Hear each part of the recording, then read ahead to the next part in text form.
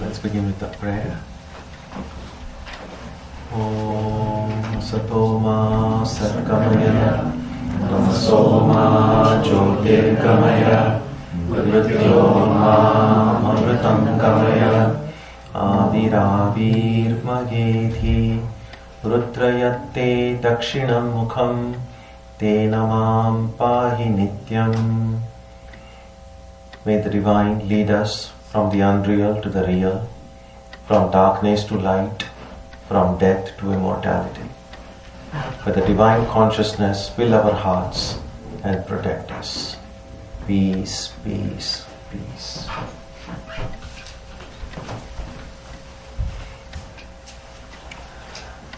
So yesterday, very briefly, we saw a general outline of the vastness of the yoga literature, how Swami Vivekananda categorized all the practices that come under yoga into 4 groups, and those 4 groups were based on the 3 primary functions of the mind. The functions that deal with the power of emotions and feelings, the power of reasoning and willpower. And of that we saw that all spiritual practices which predominantly use the power of reasoning, the cognitive power of the mind, those would come under the category of Dhyana Yoga. So Dhyana Yoga doesn't really mean some kind of a specific practice. That any spiritual practice of any tradition which predominantly uses the function of reasoning and logic. And I use the word predominantly because it doesn't mean that the other functions are absent. It doesn't mean that in the practice of Jnana Yoga, feelings and emotions have no role or willpower has no role. That's not what's intended. But the dominant function is that of the power of reasoning. Then we also saw yesterday what knowledge means, how what we call knowledge in day-to-day life occurs, how the most of what we see as knowledge is really that which is mediated through the senses and the mind. And all such knowledge which gets mediated through the senses and the mind is considered lower knowledge. But there is a higher knowledge which bypasses the senses and the mind. And it is only that higher knowledge which reveals truth as it is. Because when things get filtered through the senses and the mind, just by the fact that they are filtered, they are changed in some ways, and sometimes in very significant ways. And so what we are looking for is an unfiltered knowledge. And then what we have to do is, what do we do with the senses and mind which somehow always seem to be present around us? We also saw that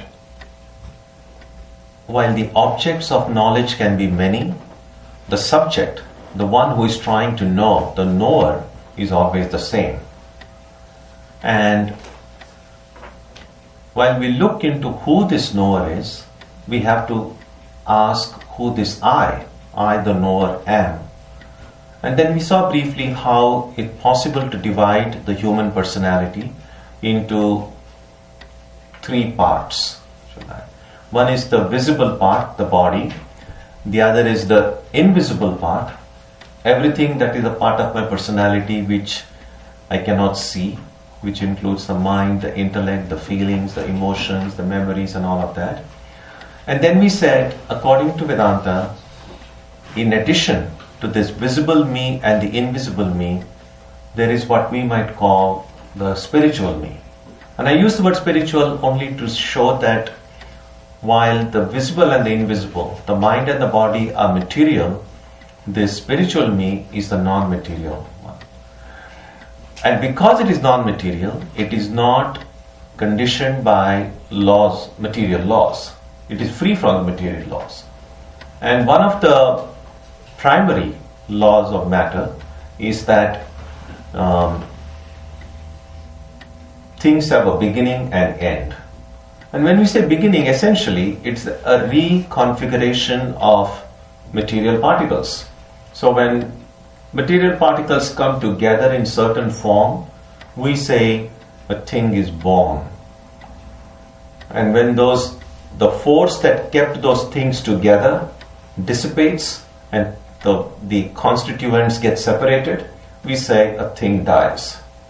And therefore Swami Vivekananda, I like the way he put it in the talk he gave in the Parliament of Religions. He said that every composition presupposes a certain future decomposition.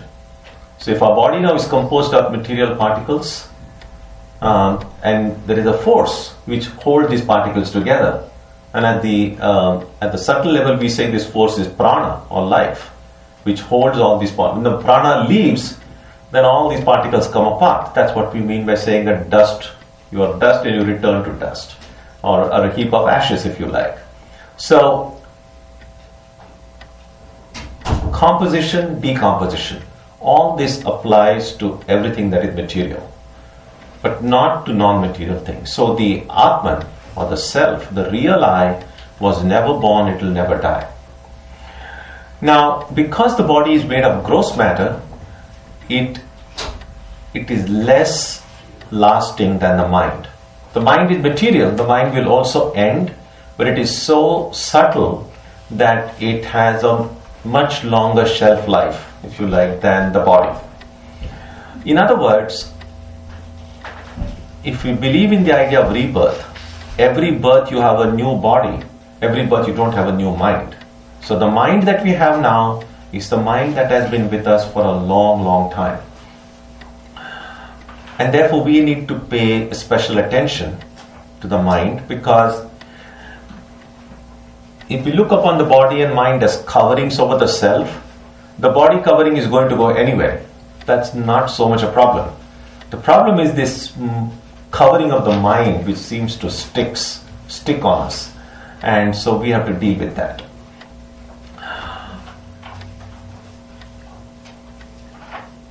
Then we also saw briefly yesterday a little bit about ignorance, that if knowledge means categorization of things, that we just kind of pigeonhole every experience that comes, we compare it with the existing impressions and name it. A lot of our knowledge is just naming it, labeling it. Now, labeling is not really knowledge, but it kind of gives us a sense of some kind of an order of the pigeonholing, labeling. It's a little bit like if at your home or in your room, things are just kind of thrown about helter skelter, and then it's not a very happy experience. You're not able to find what you want. But if things are kind of arranged well in your room, you haven't done anything other than just arrange them, and you just feel good about it. So similarly, a lot of the experiences we have in life, a lot of the ideas we have in life, in this room of the mind, if they're just kind of thrown helter-skelter, then it's not a very happy experience. Kind of arrange all the experiences and the ideas in a proper labels and put it in separate boxes and label them, then you just feel a little bit good. So when we sometimes refer to people like, oh, this person is a thinker, it's really, I don't think that's a very accurate way of putting it, which makes us think like only some people think and others don't, which is not true. All of us think. If you have a mind, you think. So when we say someone is a thinker, all that we mean is that person does it in a more organized way. That person knows how to label things and put them in a proper order. That's all the difference. In other words, every one of us thinks really. Now, when we encounter something, when we experience something, and we are not able to label it, we really don't know which box it belongs to. Now that state is what ignorance really means. That you have an experience, we have senses, we have eyes, we have ears, and we are continually receiving data from these senses. But suddenly we find like, well, what is this? I don't know where to put it. Well, that's the state of ignorance. And we also saw that ignorance is not simply absence of knowledge. That ignorance seems to have some kind of existence, which is very slippery. That is, the moment you think existence exists, it feels like, well, it's not really there. The moment you feel it's not really there, you suddenly feel, oh no, it's there. It's a little bit like, I don't want to give any examples from quantum mechanics because that's not my subject, so I really don't even want to try it. But it's a little bit like you're not sure whether something is there or not. You're very uncertain about it. Ignorance is a little bit like that. And because of that nature of ignorance, when you cannot definitively say it's there or it's not there, it's real or it's unreal, therefore we just call it, well, it's a mystery. And that mysterious nature of ignorance is what gets referred to as Maya. And we also saw yesterday some of the things that Maya does. That it can make unreasonable things appear reasonable. It can make ridiculous things appear normal. And among the things I said was about planning. That we make plans for so many things in life.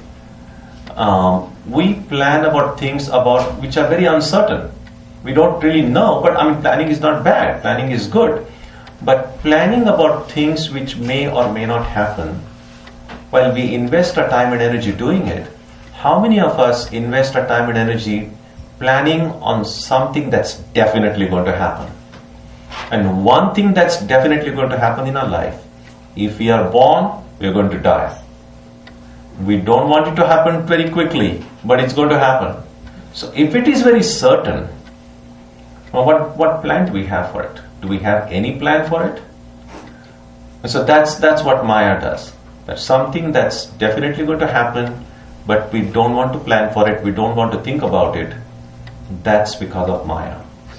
We also know that a lot of our pain and suffering that comes in life comes because of the attachments we have. Even when we know that a certain attachment is bringing us pain, we still are not able to give it up. And in general, the world in which we live glorifies attachment as love, and we continue to suffer. Now, attachment and love are two very different things. In fact, attachment is an obstacle to love. We can truly love fully and experience that joy and freedom of love if we are able to get that attachment out of the equation. And this might sound very paradoxical, but people who are detached are the ones who can truly love, unreservedly love. And so that's another thing. The confusion between attachment and love is another great effect of Maya in our lives. We also saw about freedom, that we all kind of seek freedom, but we also recognize that the freedom that we experience in life has its limitations. That no matter how much you try to know, you'll always find something that you don't know. Everything in life is a little bit like that. At some point you just go and hit a stone wall and you find beyond which we cannot go. So it is this occurs due to Maya. It clouds our understanding and we call it norm. That's the beauty of it. All of this we say, well, that's life, that's normal life. But if you see how it's very unreasonable. So that's what Maya does. That which is unreasonable, that which is not really normal in that sense, we accept it as normal. That's what Maya does in life. Now, the reason Maya does this is because Maya is very powerful. And sometimes the power that Maya or ignorance has is considered twofold. Maya has two kinds of powers. And the classical example that's given is that of a coiled rope in a room. When there is insufficient light, you enter a room and there is a rope which is called, and you mistake it for a snake. Has it happened to any of you? We can now read about this. Have you ever mistaken, okay, forget about rope and snake, but have you mistaken something for something else in life? Or like what? Give me a few examples. A common example given in literature. No, not literature. Your example. Literature, of course, we have read a lot of things, but if we have mistaken one thing for another, just tell me what has been your, what kind of things you have mistaken. Yeah.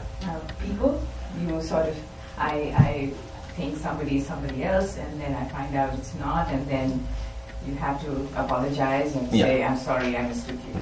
Very good. Yeah, that's very common way of mistaking one thing for another. Anything else?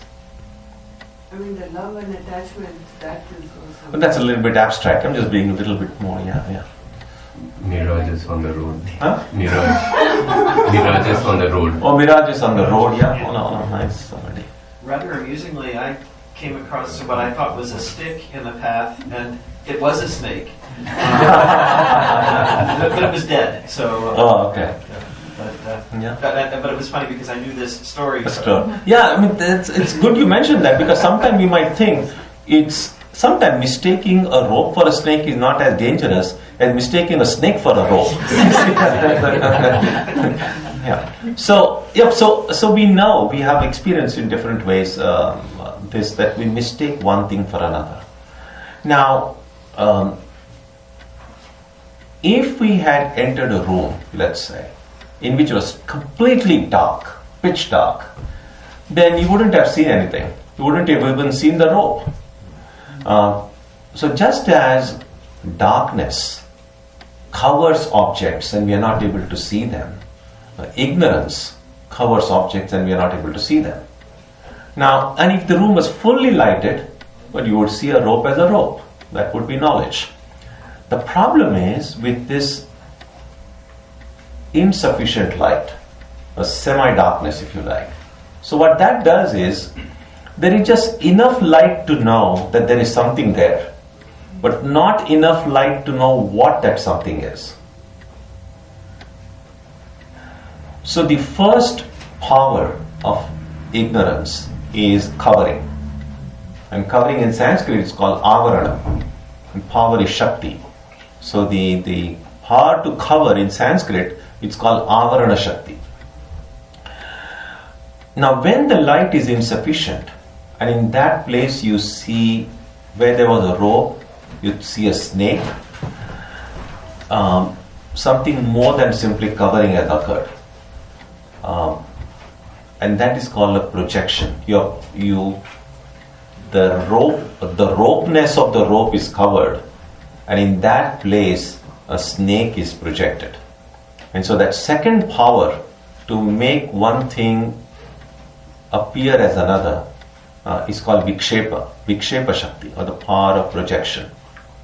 Now both these powers taken together is what creates this distortion. Now what can happen objectively in the case of a rope and snake can happen subjectively to our own selves, and that is exactly what has happened. You see, when I enter a room and I see an object, but I don't know what that object is, what really it means is I'm ignorant that that object is a rope. So I have ignorance of the rope. So it's that ignorance of the rope that gets transformed into the appearance of a snake. So that's the power of ignorance. Now what can happen objectively in that case can happen subjectively to myself. Now think about the Atman, the real me, the real self. And in place of that real me, I am projecting the false me. So the divine self on which now the divine being on which the human being is projected. It's a little bit like this. Now when we look at the rope and snake, we're looking at it objectively. Now let us imagine that you are seeing a Disney movie, Walt Disney movie, and the rope could speak. And if you ask the rope, hey, who are you? And what if the rope were to say, oh, I'm a snake? Now, because we're looking at objectively, we see about the external darkness. But if the rope were to think, I'm a snake, it would not be an external darkness, it would be the internal ignorance of that rope which made it think. So in this, when you look at it subjectively, the Atman is the rope, and the body and mind is the snake. So I am really the rope, I'm really the Atman, but now I'm seeing myself as the body and mind. Now, what do you think we should do when something like this happens? All that the rope has to be told is, well, you are not a snake, you are a rope. And the problem should be solved, right? Normally it happens, like when you mistake one person for another, and then you say, oh, we know each other. And you say, no, we are meeting for the first time. Now, the moment that person clarifies who he or she is, your ignorance goes away. Now, why doesn't our ignorance go away? Now we have been thinking we are human beings, and now we are told, no, you're not a human being, you're a divine being. Ignorance should go away, but it doesn't go away. And therefore, that ignorance has gotten so deep inside us that merely telling us once, it doesn't go away.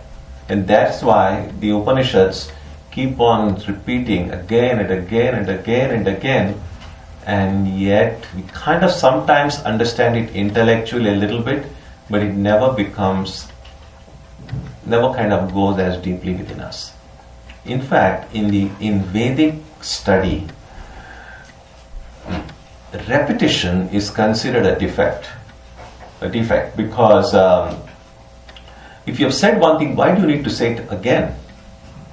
In fact, Swami Vivekananda said once that when sometimes people say, oh, Lord, thy will be done, or I have surrendered myself to you, if you have said it once, you don't need to say it again. Because the moment you say it again means that first time you really didn't do it fully. Otherwise, I have surrendered myself to God, okay, that's it, finished. But the fact that we keep on saying it means we are not really sure whether did I really surrender? And so we need to kind of remind ourselves again and again. Now something like that has happened in our case. And that's what Maya does. It's like this. Suppose when you go to sleep and you start dreaming, and in your dream, someone comes and tells you, hey, this is only a dream. You're not going to believe that person. Actually, that person is telling you the truth. But you're not going to believe it because in dream we don't know it's a dream. And that's why, although repetition in Vedic study, rules of study, repetition is considered a defect. Shankaracharya in his commentary says, the Upanishads keep on saying, you are the Atman, but this should not be considered a defect in the Upanishads. Because he said the Upanishads are like, we know how our moms, when we were young, mother will say, study, keep on staying, kind of repeating it again and again. Not because the mother doesn't know that you have heard her first time, but she wants you to study. For your own good, the mother will keep on repeating.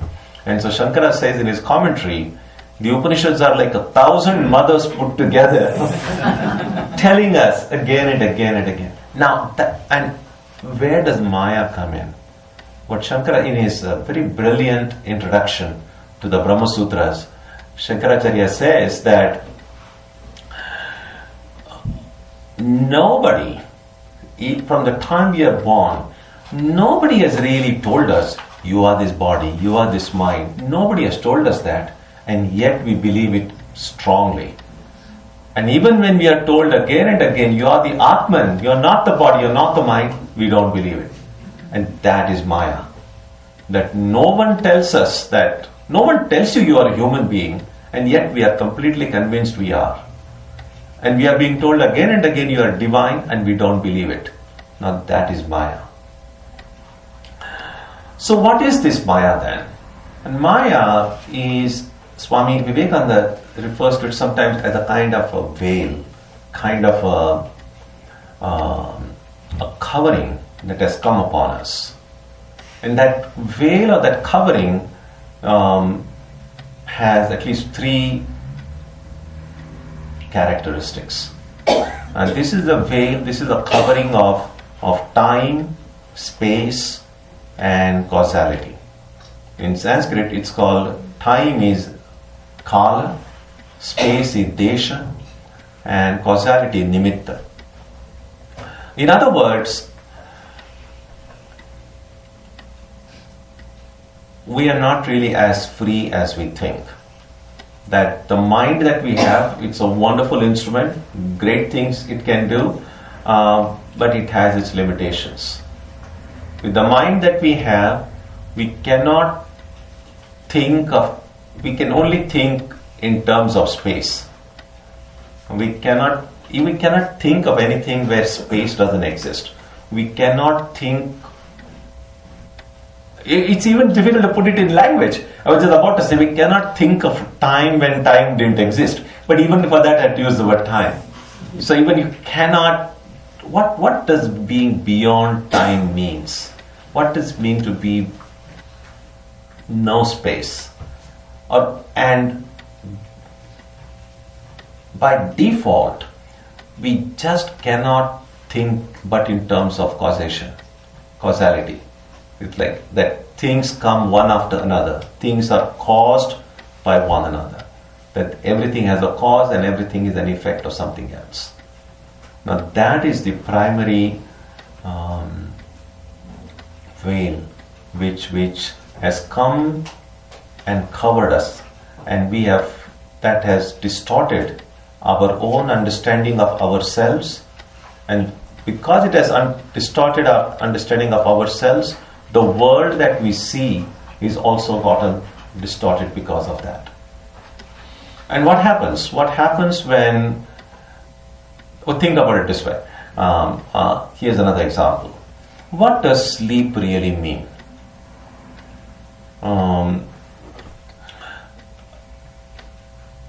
One way of understanding sleep is a forgetfulness. One thing we do after dinner, you go and you lie down in your bed, you switch off your light. Some of us are very lucky to fall asleep immediately. Most of us have to kind of turn and twist for a while in the bed, and then at some point people say I'm going to sleep, but really all that you're really doing is you're just going and lying down in your bed. Sleep is something you don't get willfully. Sleep is something that happens to us. No one knows the exact moment we fall asleep. At one moment we are awake and then suddenly sleep comes over us. Now until that moment sleep comes, if someone were to ask you, who are you? You will be able to answer that question.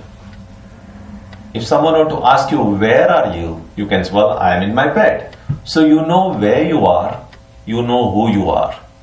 Now once that sleep comes, it's like a covering over you. Then, if I were to stand by your bed and say, who are you? No answer. Where are you? No answer. And then very soon, you find yourself in a dream. Now in the dream, sometimes we may see ourselves as ourselves, but sometimes we have a different persona. We might be in a different world. We might be in a different background. Some elements of it might seem familiar, while everything in the dream might appear very normal. When you wake up in the morning, a lot of what seemed normal then would appear very bizarre. It's like, what a strange dream I had. But while you were dreaming, it didn't appear very strange. So, sleep, by definition, is a form of covering. That's avarana. It's ignorance. I have a certain identity now in the waking world. Now that identity gets covered in sleep. And dream is a projection.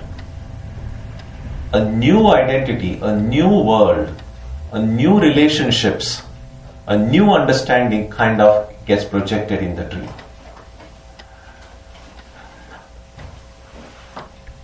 Now, if we accept the Vedantic worldview, which says that everything was really one, that there was this one being, and the word that gets often used in the text is Brahman. Now, Brahman is not the name of a person. Brahman literally simply means the vast one, the big one, the infinite one, that's all. So, in the beginning was Brahman. Now, I'll ask you to be a little bit imaginative. So, this one infinite Brahman fell asleep and started dreaming. Now, what happens when we dream? Now, think about it this way. When you and I, we dream, we see trees, mountains, and lots of people in our dream world. From where did all this come?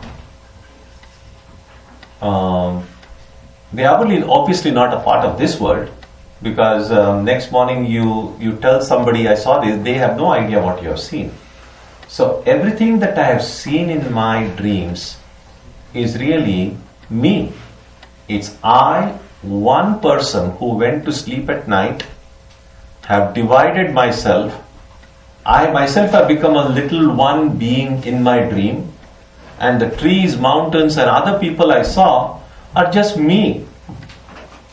So it's just it's dividing myself and creating a world out of my own being in my dream. And when I wake up, all the world that I created again kind of goes back, and I have my own being that seemed to have been lost when I fell asleep, and I seem to get the same being back next morning. And think about Brahman. Brahman was this one infinite being who fell asleep, started dreaming, and then this whole world that we see is a projection of Brahman.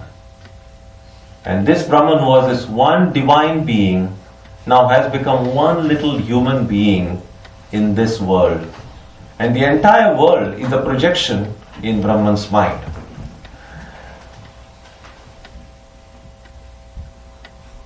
Now that's not a very happy picture, because when Brahman was alone, there was no problem whatever.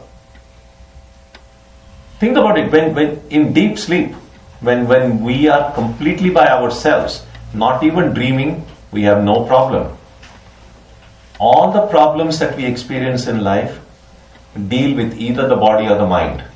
And by mind, I'm using it in a collective sense, it's like emotions, feelings, intellect, and all of that.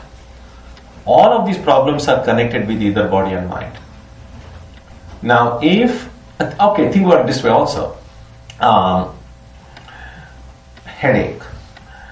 Now, if there are 30 of us here, there are 30 heads here, right? And any of these heads can potentially have a headache, right? Now, why is it that if your head has an ache, I don't feel it, I don't care actually? Well, if I love you, then your headache, I might feel a little bit concerned. But if I hate you, your headache might even make me happy. but if this head starts aching, then I feel it very much.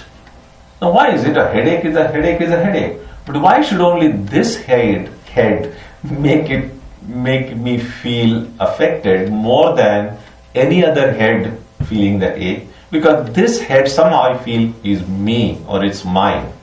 So it's my identifying with something that I own it. So if I own this head, the headache also becomes mine. But if I don't have the idea that this is my head, then the headache goes away. So if I have a headache and I somehow, due to exhaustion, I still manage to fall asleep, as long as I'm asleep, I don't feel that headache. Because when I'm asleep, I temporarily at least, I have given up this identity that this head is mine. When I fall asleep, I have given up the identity that this body is mine. So all bodily problems disappear in sleep. Sometimes mental problems might show themselves in the kind of dreams that we have. Because when we are dreaming, the mind is not completely at rest. Its mind is very active really. So sometimes you might sleep for hours, but if you have been dreaming a lot, next morning you might still not feel rested because the mind has been jumping around still. So the best rest we really get is really only through this small portion, a few minutes every night when we sleep. We call it deep sleep, sushupti. And if anyone doesn't get that deep sleep, say for a week, that person will go insane. So whatever little bit of sanity has remained in our life, it's only because of those few minutes of deep sleep that we get. Because that's the time when we are not even identified with the body and mind. And what Jnana Yoga will help us do is kind of recreate that same experience, but in a conscious way. That if disidentifying with my body and mind can free me from all problems, can I do it consciously? Because sleep is not within our control. It just comes and goes. But consciously, if I can do it. Now, if the body and mind were mine, or if the body mind were me, I could not really hold on to the idea like I'm not the body, I'm not the mind. I mean, how long can you delude yourself? The good news is that the body and me are really not me. But the bad news is that in spite of them not being me, I somehow continue to think they are me. So now this Brahman, which was infinite, fell asleep and started dreaming. And that's where this time, space and causality came in. Now it's not a pretty picture at all. Because this one infinite Brahman has now suddenly become finite. This Brahman which was beyond time now has come in the realm of time. Therefore there is birth and there is death. This Brahman which was beyond all causality is now bound by the law of cause and effect. Welcome to the world of karma. Now karma is nothing but cause and effect. And that is the story of our life. In fact, I remember years ago, the Pandit under whom I studied Vedanta, when we were discussing about this dream, that everything is a dream. And I asked this question. I said, but whose dream is it? It's like this. When I go to sleep and I start dreaming and I meet other people in my dream, those people I see in my dream, they are under my control. They cannot do anything. They will have to continue to exist as long as the dream is going. The only one who can end that dream is me, because it's my dream. I'm the one who is asleep, right? Now when we say this whole world is a dream, whose dream is it? Because only if it is my dream I can end it. But if it is like your dream, and if I'm just a part of your dream, there's nothing I can do about it. You are the one who has to wake up. And so then this Pandit said something very remarkable. And he said, all of us have to think that it's my dream. Because if it is someone else's dream, then we are just helpless. It cannot be someone else's dream, because there is no one else. And this might appear a little bit scary, but Vedanta was never a way of life to make you feel happy or comfortable. In fact, I think that is the primary purpose of religion and spirituality. I think any religion worth its name, if it makes you feel very comfortable the way you are now, a maintaining of the status quo, I don't think there is much thing you can gain by it. I mean, it's very easy to think, oh, you are fine, everything is fine, just continue the way you are, and that's it. And many people like that kind of thing, because it's like, well, I don't have to do anything, everything is fine. But I think what Vedanta does is to make us a little less comfortable. And that's why it's not meant for cowards. Swami Vivekananda was very fond of saying, Nayam Atma Balahinena Labhyaha. This Atman cannot be reached by the weak, by the cowards. In fact, the Upanishad uses the word Dhira, the brave one, the courageous one. And so, I remember years ago when I was in Chennai, in South India, there was one gentleman came to our monastery and was meeting with I was a very young monk then, was meeting with the Swami who was in charge there. And this person came and was telling the Swami, I have a nephew and I would like him to come and become a monk here like you.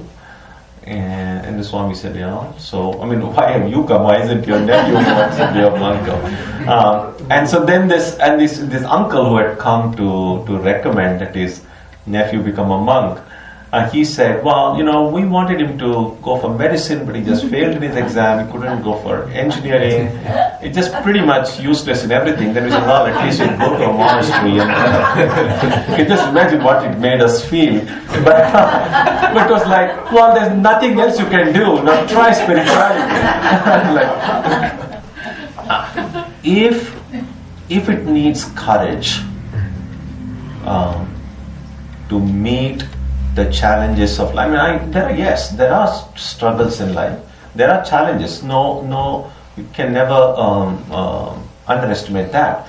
But if there are challenges in life, and if we cannot face them, there are much greater challenges in this internal exploration of who we are. So spiritual life, therefore, is not meant for people who are afraid of challenges. It's not a comfortable religion that Vedanta offers. And so therefore, that's who we are. I am this lone being, I am Brahman who has fallen asleep and is dreaming this cosmic dream.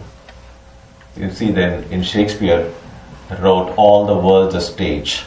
If Shakespeare were to, revise his manuscript in the 21st century, he might perhaps say all the world's a 3D movie. People pay, I think for 3D movies you pay even, the tickets are even more expensive than a regular movie if you go. So people are willing to go and pay extra to see movies which are not even half as interesting as this whole 3D movie that is freely available to us right from the time we are born. But it's so difficult to enjoy this because we've become a part of it. If you're viewing it, if you're just seeing it, then it's very easy to enjoy it. But if you get identified with the story, and if you get identified with some particular character in that movie, which is this, then you're stuck. So that is where we are now. That our true nature, we are infinite, we are pure, we are perfect. And somehow now, because of this veil of time, space and causality, we have become human beings, we have become mortal, we have become imperfect. We have been burdened with all these problems connected with the body and mind, but because I am identified with my body and mind, those problems have become my own. Ramakrishna used to say that we have this belief in India that if you bathe in the Ganges, all your sins will be washed away. And there are people who live on the bank of the river Ganges, but they don't seem particularly enlightened beings. So what happened? In spite of bathing daily in the Ganges, what happened to all the sins that you committed? And then Ramakrishna used to say, well, the joke is, when you go to bathe, all your sins and bad karma wait on the shore for you nearby the ocean. And as you come out, they again kind of pounce on you. So it's a little bit like that in our case. So when we go to sleep, deep sleep, all physical, mental worries, tension, everything goes away. But it's just waiting by your bedside. Next morning when you wake up, everything again kind of pounces on you.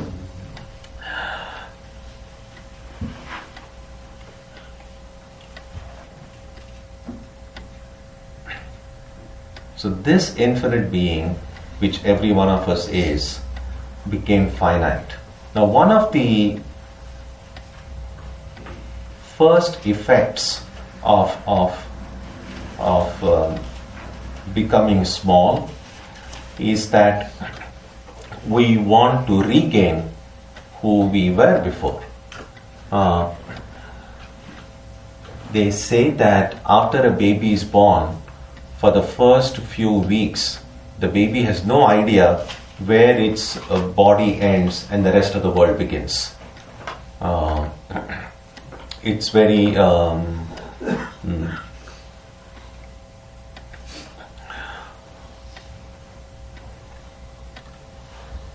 after a few weeks, when the baby first recognizes, I am someone, now that's a very important stage in our development.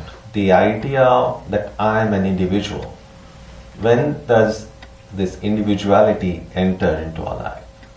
In fact, there is a story which goes to say that when a professor of psychology, when he's at his home, when his baby first uttered the word I, he gave a big party. Because, we may not remember it, but the first time we realize I am someone, that's a big landmark in our life. Now it's a kind of we can imagine, it must be a very mixed experience, because to be someone is wonderful, but to know that this is me comes along with the experience of everything that is not me.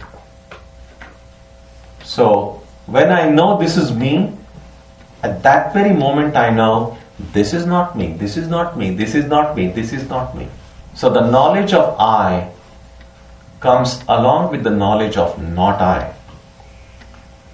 And then it doesn't take too much time to recognize that which is not me is much bigger than me. That which is not me is much more powerful than me. So all this feeling of vulnerability, uncertainty, feeling of helplessness that we experience, it's kind of just inbuilt. When we are very little, we probably don't think much about it. But as we grow older, we suddenly recognize that the forces operating in this world are much, much more powerful than what can me as a single person do to meet those forces. So just this fact of becoming this one little person from being this one infinite being has already created this existential vulnerability in our hearts. So once I become the infinite complete being into this small incomplete being, there is a natural urge to complete myself. And that is how desire enters into the heart. When does desire come? And what is really desire? We desire only what we want. And we want what we don't have. If I already have it, then there is no question of wanting it. And so it's this experience of lacking something within me, which is the genesis of desire. Now when I'm infinite and full, there is no desire because, first of all, I don't lack anything. But when I become small, I lack. So when I become small, that's ignorance has entered. I've forgotten that I am infinite, I become small. Ignorance leads to desire. And desire leads to action. It's like me sitting here and saying, I have now a desire for coffee.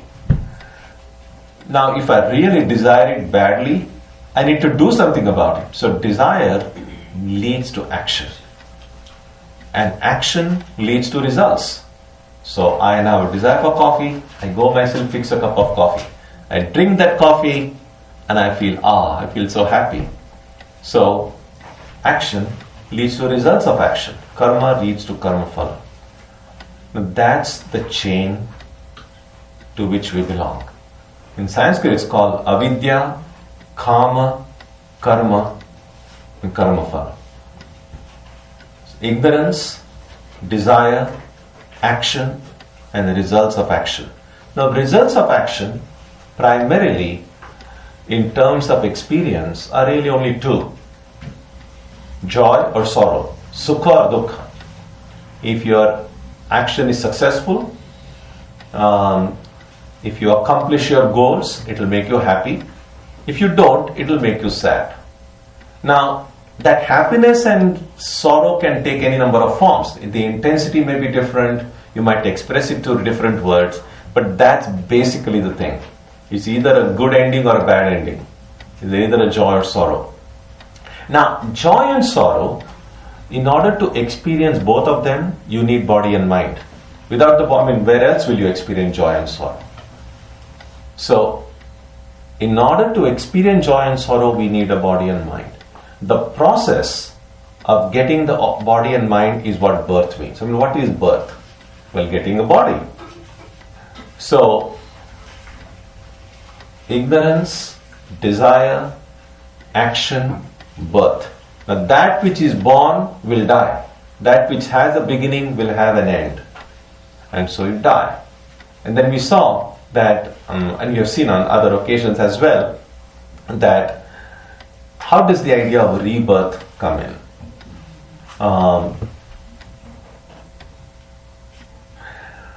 The rebirth understood in terms of this karma theory, and karma is a theory, there is no proof for karma, just a way of understanding life, is that because we see things in life which cannot be explained through causes in this birth, we have to then say, well, if it was not in this birth, then it must have happened in some earlier birth. The reason is, either we have to be consistent with the law of cause and effect, or we have to find some other explanation. And what about those who don't accept karma at all? What options do they have? How would they explain the presence of joy and sorrow in our life? Now, we know, of course, not all of the joy and sorrow we experience in our life comes from our past birth. If I put my finger in a burning candle, I experience pain. That pain is not something what I did last birth. That pain is just what I did right now. So, not every joy and sorrow should be or need to be traced back to past birth. It's my actions. It's either in this life or some other life. Now, if I cannot trace back, if I'm not able to understand why something happened to me, and I think it's more kind of drastic, especially when we say someone with a very young age experiences some great pain, or even think about it this way: so many children are being born all over the world. Every moment, someone is being born somewhere or the other. Why is it that some babies are born in very affluent, favorable circumstances, when there is so much love and everything around, all the facilities are provided, and it's wonderful? And why are some babies being born in very difficult circumstances? Even today, we know there are parts of the world which are, think about Syria, think about, any number of places you can mention. What about the babies being born there?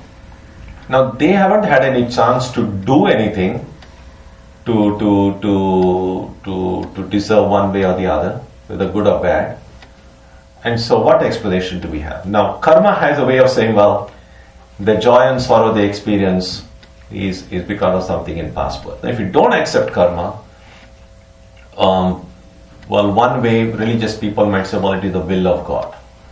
The will of God is a problem because we also believe that God is all loving. We also believe that we are all God's children.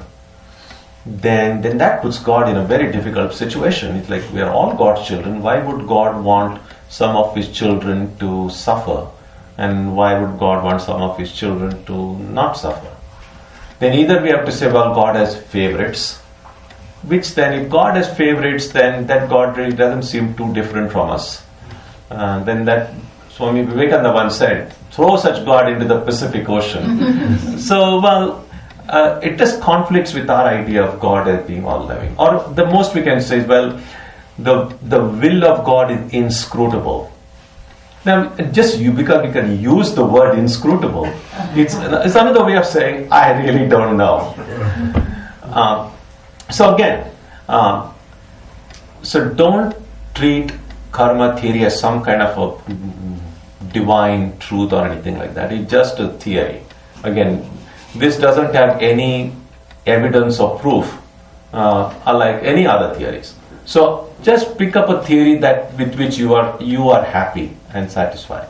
It just seems to many people, though, that at least as far as the logic is concerned, karma theory seems to answer more of our questions than any of these other available theories. And so if it is not in this life, therefore it must have been the previous life. So that's how this idea of rebirth comes into the picture. So ignorance, desire, action. In order to experience the results of action, birth, and birth implies death, and death implies rebirth. And that's how then it becomes a loop. So we keep on doing action, we experience joy and sorrow, and we keep on doing more actions. And then we keep on getting born, and then we die, and we born again. Now, a circle has no beginning and no end.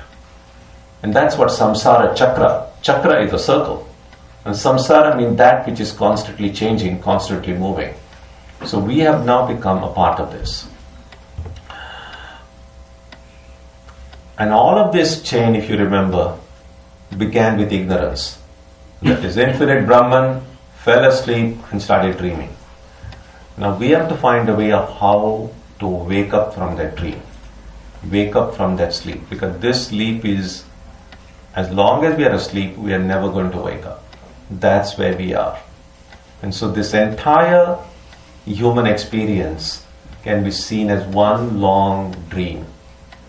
Although we might think, sometimes we say waking, dream and deep sleep, and these seem like three states. The Upanishad, one of the challenges in studying Upanishad is this, that in the olden days, it was again, like everything in life, everything has its pluses and minuses. Well, think about long back, when there were no books, nothing was put to writing. What did a student, if someone had to study, what did they have to do? They had really no choice. You had to go to a teacher who could teach you.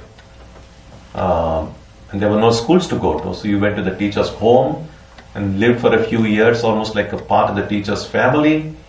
And the teacher looked at you, found at what stage you are, and gave you a lesson.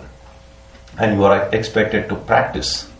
Understand the theory behind it, live according to it. So first, when you understood the theory, your theoretical understanding grew. When you tried to live according to it, then you had a lived experience. So your experiential knowledge grew. When your experiential knowledge advanced, then you had a deeper capacity to understand. Then the teacher gave you the second lesson. Then you again put it into practice. Your capacity increased. The teacher gave you the third lesson. So the theory and practice,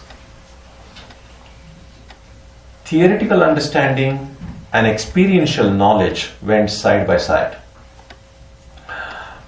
which was, in those days, it was difficult to kind of go and find a teacher, be accepted by the teacher, and we learned. But the advantage was that we got exactly what was necessary for us at that stage of evolution. You come centuries later now, and books were written, printing was a great boom. And so now you don't even need books. You can just go and Google Ishwaraya Namaha, what somebody wrote one name sometime back. So now everything is available online. Now, easy accessibility of knowledge has made things easier, but also probably more difficult, because we may have access to texts for which we may not be ready yet. Now, if we don't understand it, it's not so much a problem. The problem is we misunderstand it. So oftentimes learning is not as difficult as unlearning what we have learned. And that's actually the major hurdle in spiritual life. It's not so much learning something new, but unlearning of the wrong ideas that have entered into our head. And so we have to be very careful about this unlearning stuff, because if we learn something wrong, it's very difficult to pick it up and throw it away. I don't know how I came to what my train of thought is kind of a little bit interrupted. 3 states.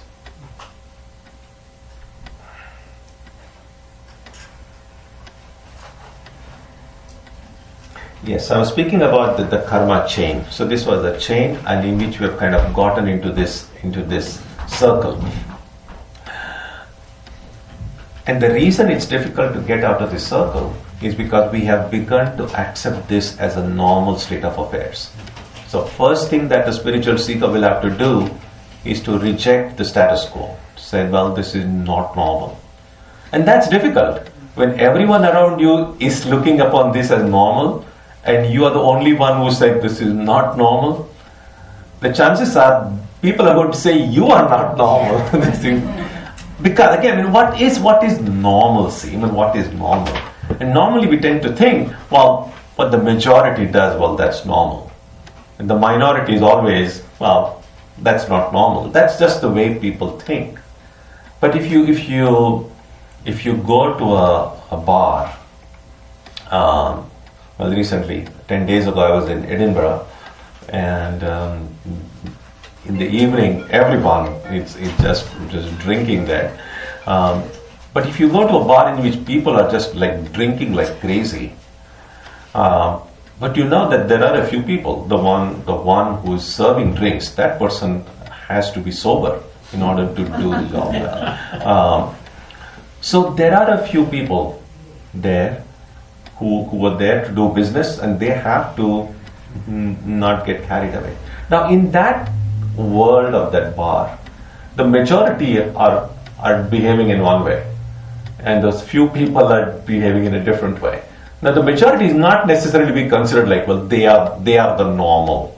No, that they might become normal next day, but right that moment they may not be. Now, I just mentioned this kind of a one silly example just to show that the majority is not always right.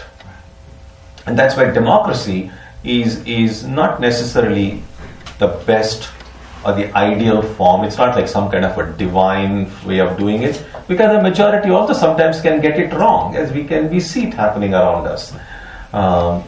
So just because we think differently, it doesn't mean that we're necessarily wrong. And that's again where the courage comes in.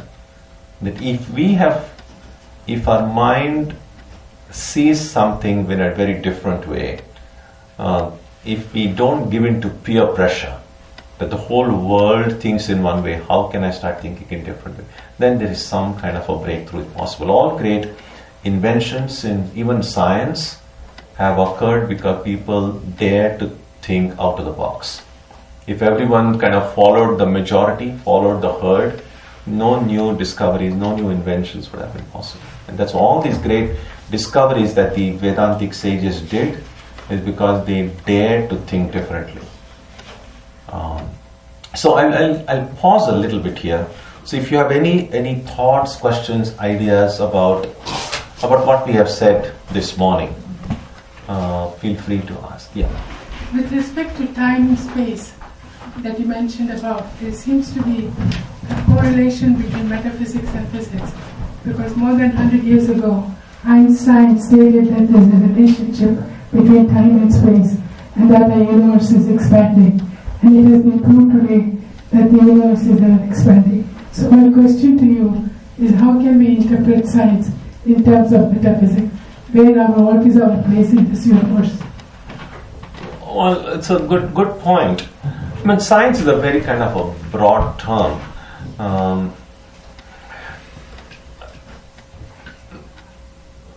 and I'm not an expert in science, but what I would just one preliminary remark I would like to make is, if you think of material science, one point of divergence would be, or a different way of looking, although there are possible to find correlation between time and space and all of that, is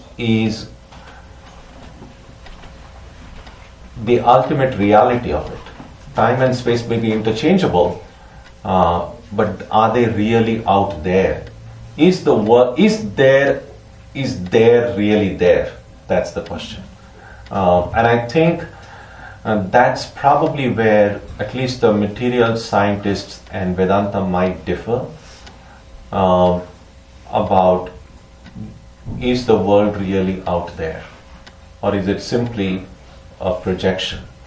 So I think the definition of what is real and what is unreal, I don't think the Vedantic approach might be exactly identical with the approach of material science. And as I sometimes like to say, the idea whether I see the world because it is there, or the world is there because I see it. These two are very different statements. And I think science might like to say, well, the world is there. I see the world because it is there. And I think the Vedantic, at least the Advaita Vedanta, the non-dualistic Vedantic approach is, the world is not really there. That it's there because I see it. Yeah. So again, it's again going back to something that we briefly referred to yesterday, was the idea of consciousness itself.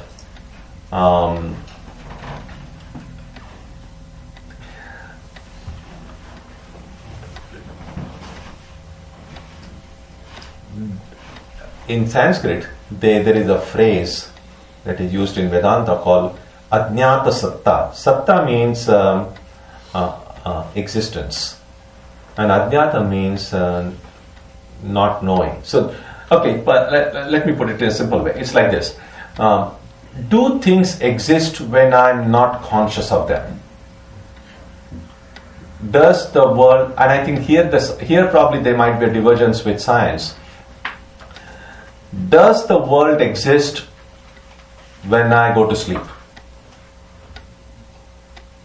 And some of you who know much more science than me do, what do you think? What would be an answer to that? So I go to sleep tonight. When I go to sleep, does the world continue to exist? Yes. Well, I think that would be a very scientific way to say it. And according to Vedanta, which I consider personally, and it's obviously I'm biased in favor of Vedanta, I would say Vedanta would be probably more rigorously scientific in that sense. A Vedantin would say, I don't know. And I don't know would be, according to Vedanta, a better answer than to be very dogmatic and say the world exists when I go to sleep. Because think about it this way. How do I know that the world goes to sleep, or the world exists when I go to sleep? All that I can say, well, first of all, it's not due to my knowledge because I'm asleep. All that I can say is, well, other people are awake and they experience the world. Essentially, I'm depending on the testimony of other people to affirm the existence of the world when it was not a part of my experience. So if Vedanta, if science is willing to accept just testimony with no proof itself, then for the sake of consistency, I think science should be able to accept the existence of God, because there are testimony of people who say they have experienced God. But that time science would say, we need evidence. But science has no evidence that the world exists when the scientist goes to sleep. So I think that's where probably a divergence might happen. And so according to Vedanta, consciousness and existence go together. Things exist as long as I'm conscious of them. Which is why the only entity I can never become unconscious of is my own self. Other than myself, the question of anything and everything other than my own self can be questioned. Yeah. Yeah.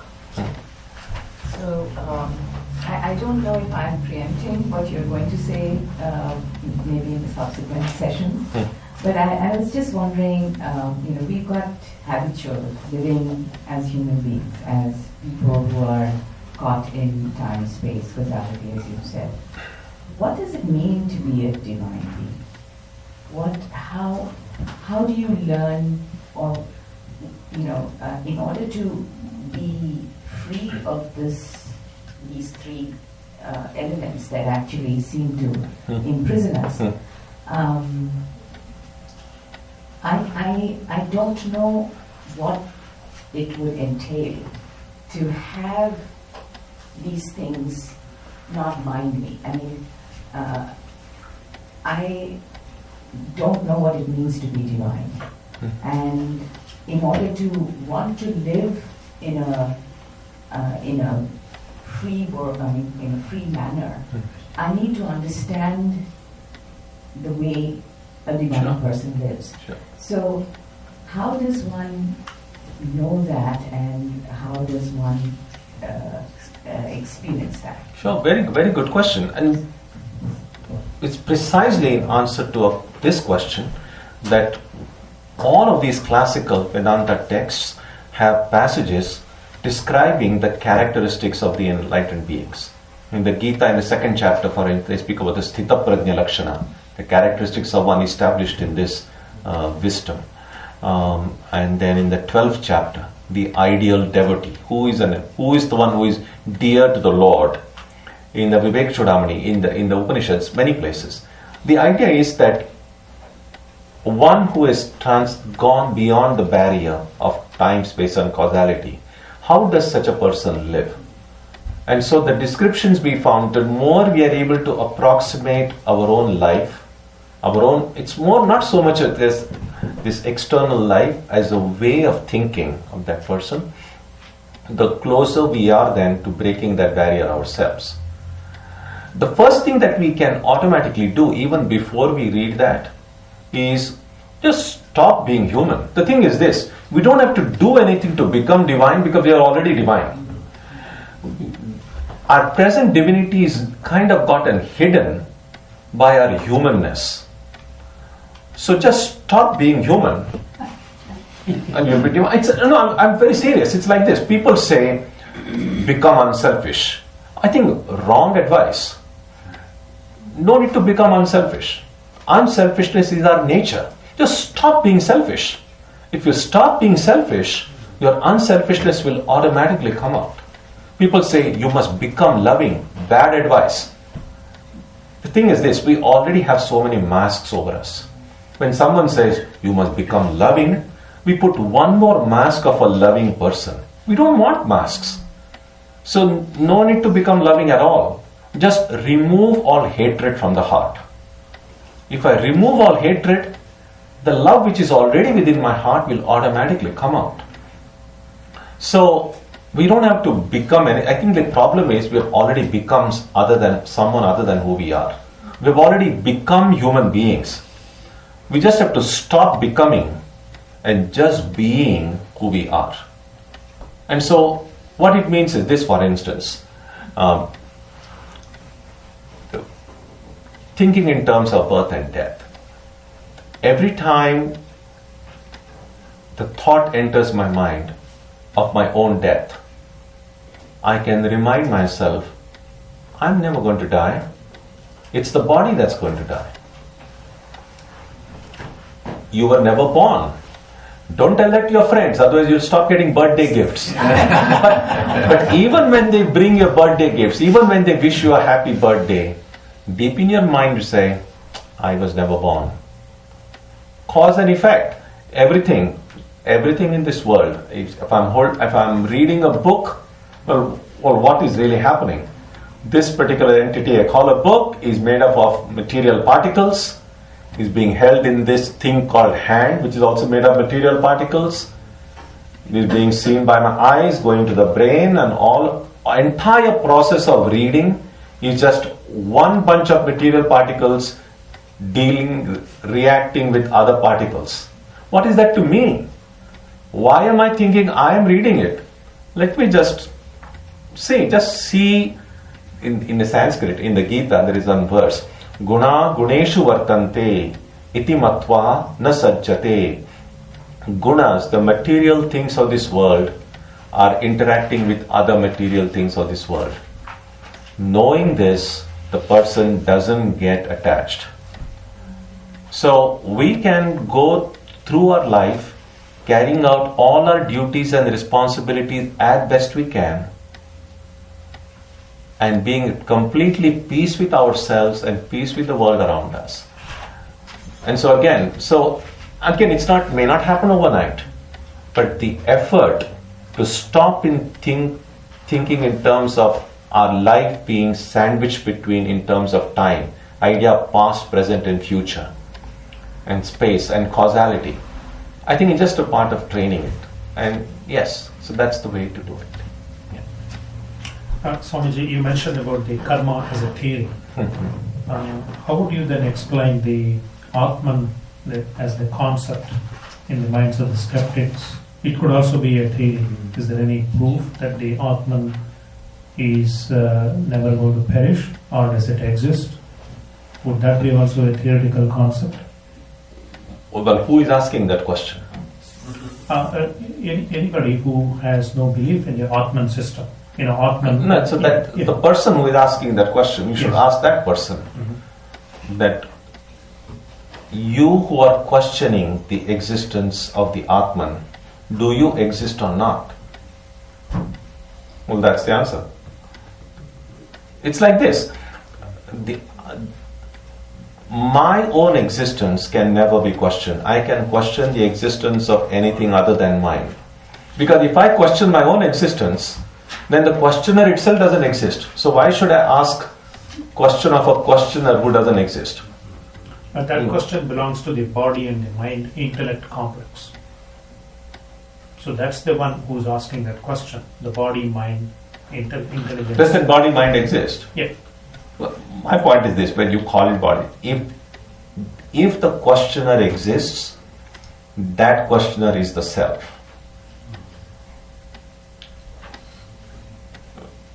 Is it not? Yeah. You got the point, right? Yeah.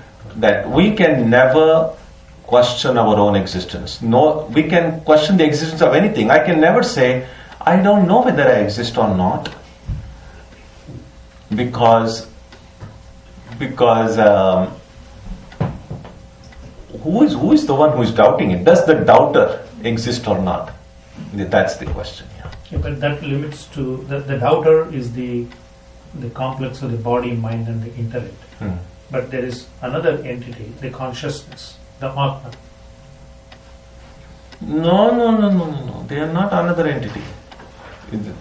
See, for the sake of convenience, I might speak about the body, mind, and Atman. Might seem like three things, but don't you can't separate them out like that.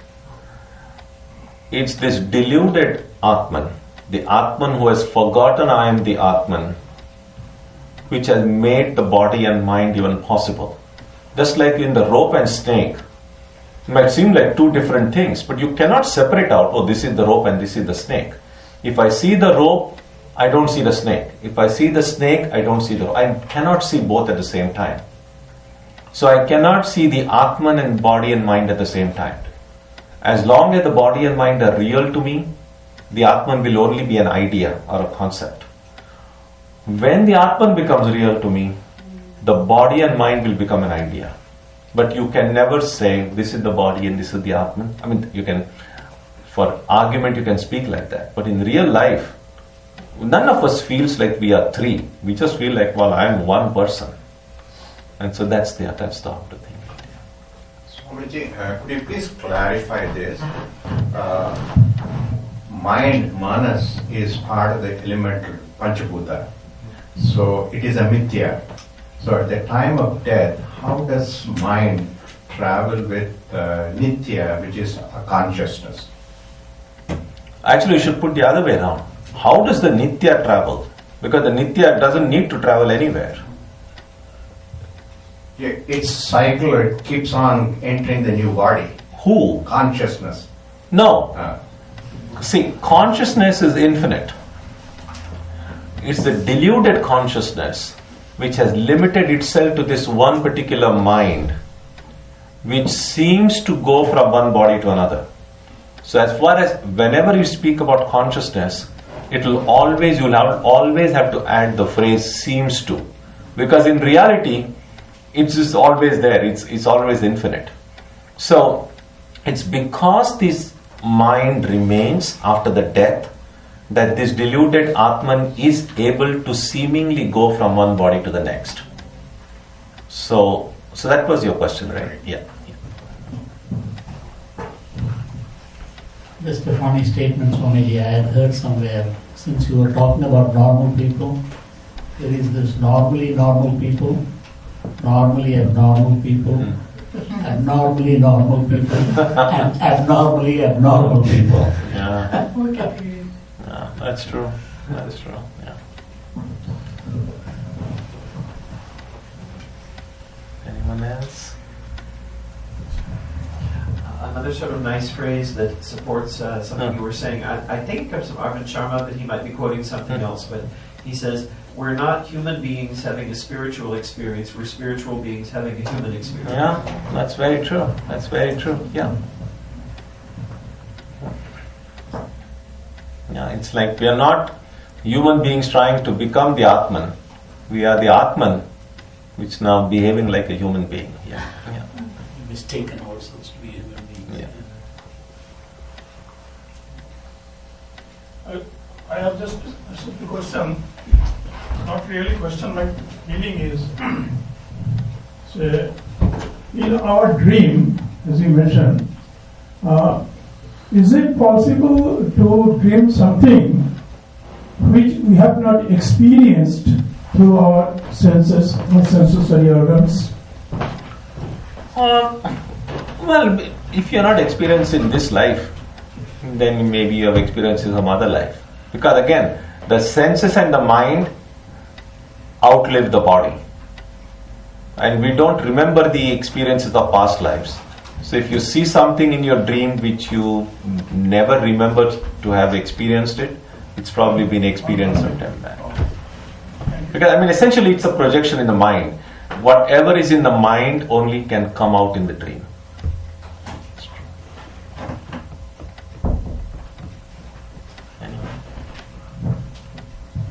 Swamiji, this is also like a question of the ignorance kind of deluded self probably asking it, but at this stage it still feels the concept of life as, or our material plane as Brahman's dream, or that we're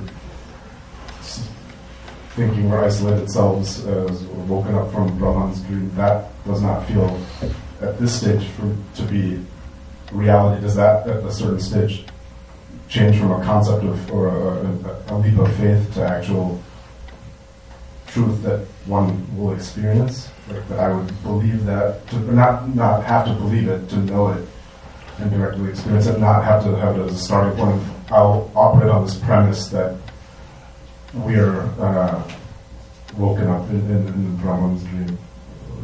The phrasing is not great, but I'm using that. Please just say it once again so let it be a little clear. At like the stage of spiritual development I'm at now, it's still at the point where I have to think of it as a theory or as an act of faith that I'm willing to take, that this realm is the God's play or cosmic consciousness. I do not yet experience or know that truth to be without necessary explanations and things like that. I have to operate on it as a working belief and go from there. But does that at a later stage turn into direct experience? Yes. And it doesn't have to be something I have to tell myself or need a reminder. Yeah, it will. It won't happen by default. You right now you have to tell yourself. You have to keep on telling yourself that until it becomes a reality. Now, good question. There are two ways, two kinds of imaginations. One is imagining the imaginary and imagining the real. Now, if you keep on imagining the imaginary, even if you do it for 1,000,000 years, it's still going to be imaginary because it's not real. But right now, all this thing that we have spoken about is not a part of your experience. And you might have to imagine it. You imagine yourself that I am the infinite being, I am this. It's still an imagination. Now, you need a little bit of faith to recognize that, well, this is not, I'm not imagining an imaginary thing, I'm imagining what is real. What is real, not presently my experience.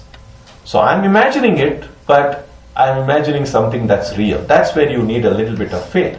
Now, what this kind of imagination does, if you are consistent with it, if you persevere with it, it helps to eliminate your other imagination, which now appears to be reality.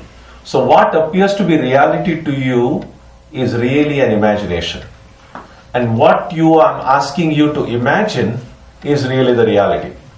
So the more you continue to imagine the reality, the more the reality, the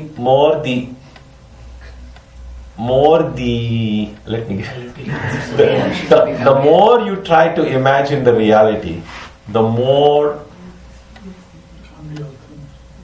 the imagination which appears as reality to you now will go away. Does that make sense now? Yeah. So that's what we need to do. But in order to do that, you must at least have the willingness to accept what is said today at least as a working hypothesis. Retaining always the freedom to reject it if you find, well, I tried it, doesn't work. You keep the freedom. You're not accepting anything blindly. But at least in order to get into something, you have to have some faith. I mean, just one kind of a footnote to that. Oftentimes the word faith gets so much identified with religion, as if to say, oh, in science, everything is proof. No, so, again, as I said, science also begins with certain basic assumptions. Those assumptions themselves are never really proved. And even in daily life, even people say, oh, I'm not religious and etc.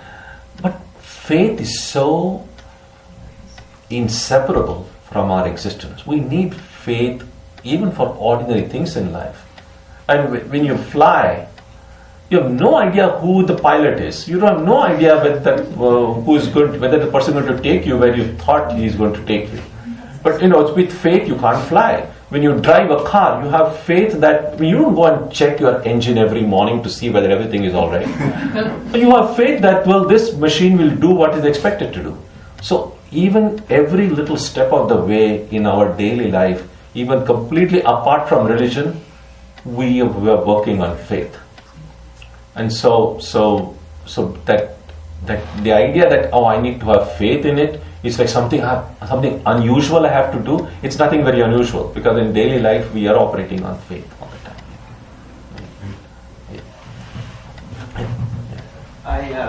I think based on what you were just saying, normally when we talk about Vedanta and Indian philosophy, I like to use the Sanskrit terminology. It seems often much more exact and to get to the point. But I really like this English word realization that we use, precisely because of what you were just saying, that it's a making real. Yeah. Of course, it's already real, but it's making real to us something that in the beginning is maybe hypothetical or even imaginary. It becomes real through practice. And, so it kind of goes in like a two-pronged strategy. That which is real to now, I have to consciously remind myself this is not as real as I think it is. And that which appears as an idea now, to consciously make sure that this is not simply an idea, it's real. It goes both ways. Yes, Swamiji, this is where we need the absolute faith in enlightened masters, in their words. Yeah. So we'll take a short break now, and then we meet at 11:30. Yes.